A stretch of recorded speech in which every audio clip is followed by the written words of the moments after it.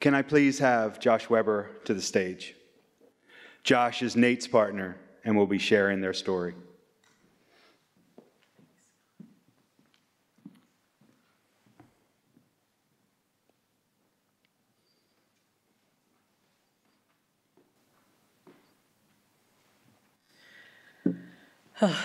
Good afternoon, everyone. My name is Josh Weber, and I am Nate Kerbel's partner. I debated on whether to say I am Nate's partner or say I was his partner. I choose to say I am his partner because although he is gone, in my heart, he is still the love of my life. I must say that being here today is bittersweet. While it is an honor and a privilege to be here, it is also incredibly somber. I think our fallen heroes being honored today for their service and sacrifice. I also want to thank Scott and everyone involved in organizing this event. I'm honored to have the opportunity to speak with you all about the love of my life, Nate Kerbel.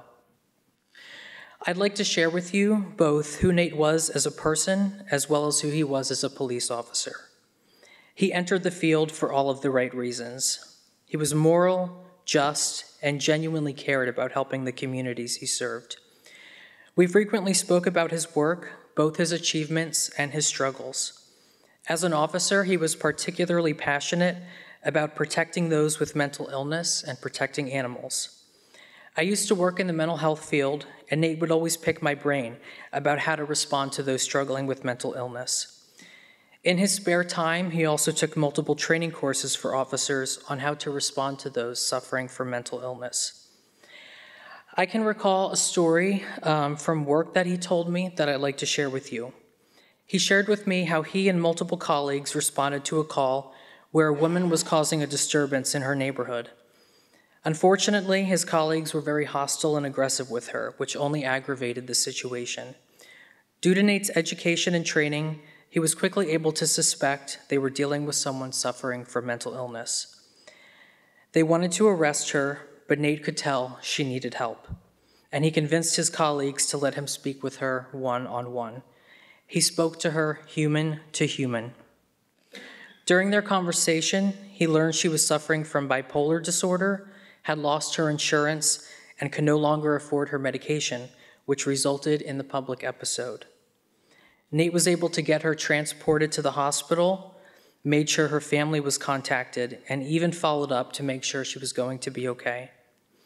Knowing Nate was able to approach the situation with clarity and compassion and get this individual the help that she needed made me so proud of him.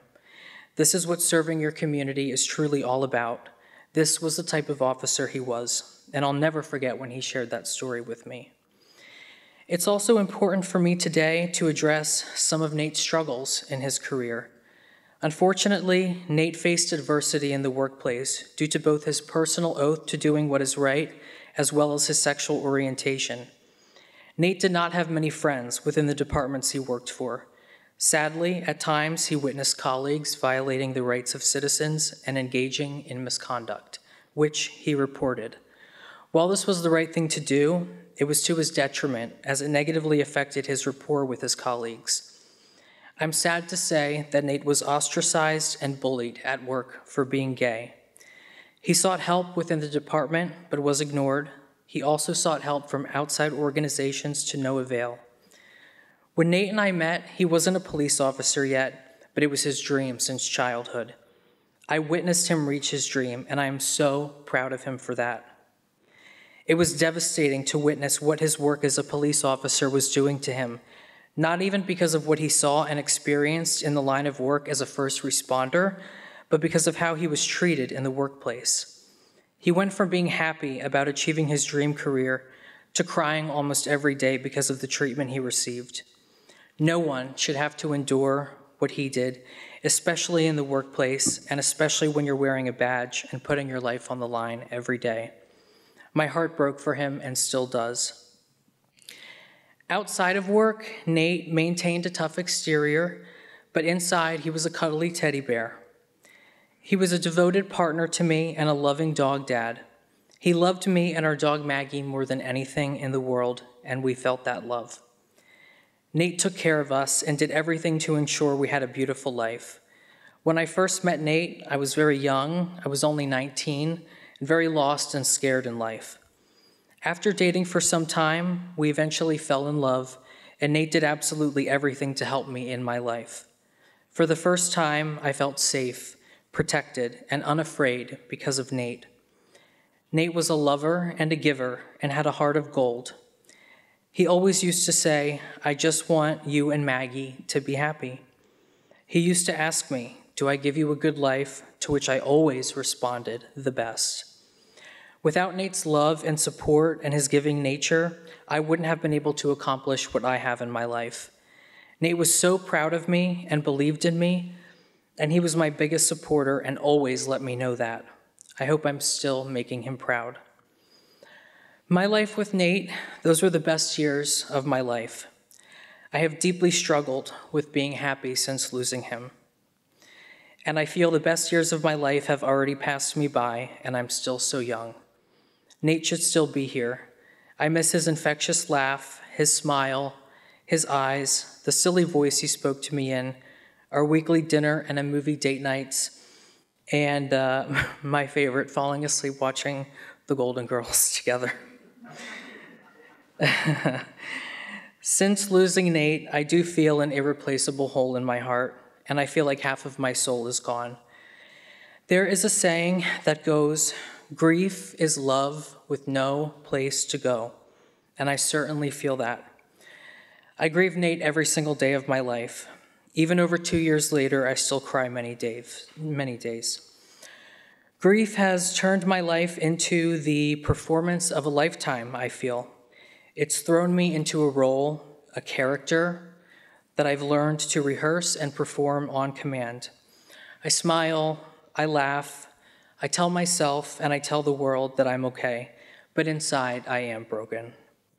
While living without him brings unspeakable pain, it is in a way a privilege to grieve him as much as I do, because I love him so much and he was so special and deserves to always be on my mind and be remembered.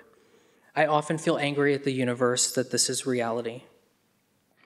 I want to give praise and a massive shout out to Nate's parents, Rich and Claudia, who are here today, and who have been there for me through everything and continue to show me their love and support.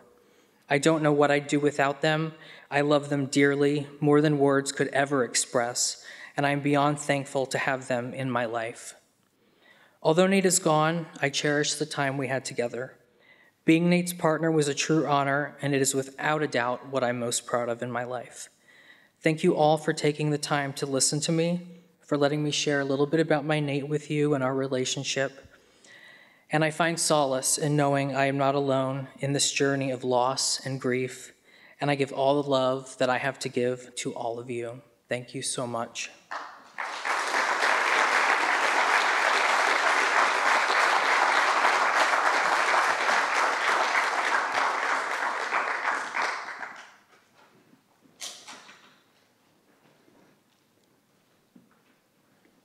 As Josh said, also joining us is Nate's parents and good friend, Matt Holmes.